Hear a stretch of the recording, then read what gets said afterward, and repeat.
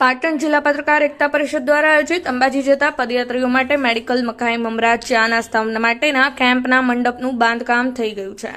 સ્થળ છે પાલનપુર અંબાજી હાઈવે જલોત્રા ગામ નજીક દોરી ગામ પાટિયા પાસે। તારીખ 13/9/2024 થી 17/9/2024 સુધી। Bureau report Patan news 24 Patan.